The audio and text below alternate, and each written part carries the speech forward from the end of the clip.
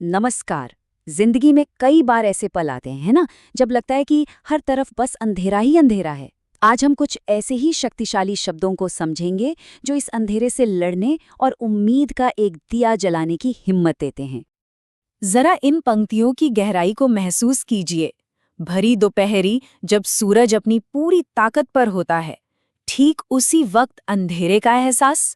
ऐसा भला कैसे हो सकता है कि रोशनी का सबसे बड़ा स्रोत ही अपनी परछाई से हार जाए?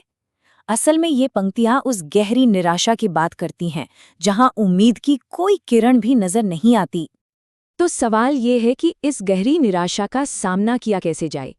चलिए इसी को समझते हैं। और दिलचस्प बात यह है कि इसका हल कहीं बाहर नहीं, अपने अंदर ही है। जब दुनिया की रोशनी मध्यम पड़ जाए तो कवि कहते हैं, अपने अंतरतम का नेह निचोड़ो। मतलब अपने अंदर की हिम्मत और प्यार को ही अपना ईंधन बना लो और उस बुझी हुई बाती को फिर से सुलगाओ। इसका मतलब बिल्कुल साफ है। असली ताकत और उम्मीद का स्रोत कहीं बाहर नहीं, वो हमारे अपने अंदर ही है। और ये कितना शक्तिशाली संदेश है ना, कि जब हालात सबसे ज्यादा मुश्किल हों तो भरोसा किसी और पे नहीं, अपनी अंदरूनी ताकत पर ही करना होता है। और यही यही है इस कविता का मूल मंत्र, इसका दिल। ये सिर्फ एक पंक्ति नहीं है, बल्कि निराशा के खिलाफ एक ऐलान है, एक संकल्प है कि चाहे कुछ भी हो जाए, हार तो बिल्कुल नहीं माननी, फिर से कोशिश करनी है। लेकिन हाँ, सिर्फ एक बार फिर से शुरुआत कर देना ही काफी नहीं होता। अब कविता का अगला हिस्सा हमें सफर और मंजिल के बीच का एक बहुत जरूरी फर्क समझाता है। यहाँ पर कवि हमें एक ऐसी गलती के बारे में बता रहे हैं जो हम सब अक्सर करते हैं।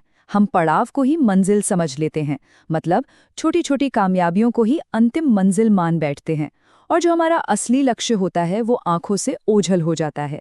हम आज के मोह में, आज की चकाचौंध में इतने खो जाते हैं कि आने वाले कल के बारे में सोचना ही बंद कर देते हैं। तो ये पंक्तियां हमें याद दिलाती हैं कि भाई सफ़र अभी लंबा है। आज की जीत या हार में इतना भी मत उलझो कि असली मंजिल ही धुंधली पड़ जाए। दूर तक देखने की वो नज़र, उसे बनाए रखना बहुत ज़रूरी है। और ठीक यहीं पर वो शक्तिशाली आवाहन फिर से लौटता है। अगर रास्ता भटक भी गए या मंजिल थोड़ी धुंधली हो गई है तो कोई बात नहीं, घबराने की ज़रूरत नहीं है। ज़रूरत है तो बस फिर से उस दिए को जलाने की, अपनी कोशिशों को एक नई ऊर्जा देने की। चलिए अब हम कविता के सबसे गहरे और शायद सबसे प्रेरणादायक हिस्से पर आते हैं। एक ऐसा हिस्सा जो हमें बलिदान का असली मतलब समझाता है। ये पंक्तियां वाकई बहुत गहरी हैं। ये कह रही हैं कि काम अभी खत्म नहीं हुआ है, यज्ञ अधूरा है। और मुश्किल बात पता है क्या है, कि जो रुकावटें हैं वो अक्सर बाहर से नहीं, अपनों की तरफ से ही आ रही हैं। ऐसे में अंतिम जीत के लिए कुछ असाधारण बलिदान देने ही पड़ते हैं। और ये नवदधीची वाला जो रूपक है ना, कमाल का है। ये इसी बात को कितनी खूबसूरती से समझाता है। जैसे ऋषि दधीची ने समाज की भलाई के लिए देवताओं को अपनी हड्डियां तक दान कर दी थी, ठीक वैसे ही बड़ी जीत के लिए, बड़े त्याग के लिए तैयार रहना पड़ता है। ये कहानी है व्यक्तिगत बलिदान से सामूहिक विजय की। और फिर आखिरी बार ये पंक्ति इन सारे विचारों को एक धागे में पिरो देती है।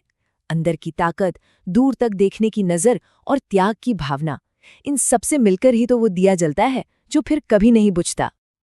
अच्छा, हमने इन शक्तिशाली शब्दों के मतलब को तो समझ लिया, पर कभी ये सोचा है कि इतनी गहरी बातें, इतनी हिम्मत देने वाली कविता आखिर लिखी किसने होगी? तो चलिए अब इस राज से पर्दा उठाते हैं और जानते हैं कि वो शख्सियत कौन है जिनकी कलम से ये शब्द निकले। जी हाँ, ये शब्द हैं भारत के पूर्व प्रधानमंत्री, एक जबरदस्त वक्ता और उतने ही बेहतरीन कवि, श्री अटल बिहारी वाजपेयी के। ये जानने के बाद इन पंक्तियों का वजन और भी बढ़ जाता है ना। उनका पूरा जीवन सेवा और समर्पण का एक प्रतीक रहा। एक राजनेता के तौर पर उन्होंने अपनी जिंदगी में न जाने कितने उतार चढ़ाव और चुनौतियां देखीं, और शायद उन्हीं अनुभवों की परछाई हमें उनकी कविताओं में दिखती है। वो दृढ़ता, वो कभी हार न मानने वाला जज्बा। वो सिर्फ एक राजनेता नहीं थे, वो एक बहुत संवेदनशील कवि भी थे। उनकी लिखी चीजें ये बताती हैं कि राजनीति की उस कठोर और व्यावहारिक दुनिया के बीच भी उन्होंने अपने अंदर के कवि को हमेशा जिंदा रखा। तो आखिर में ये कविता हम सबके लिए एक सवाल छोड़ जाती है कि जब जिंदगी में अंधेरा छाए, जब मंजिल आंखों से ओझल हो जाए, तो फिर कौन सा दिया जलाना होगा?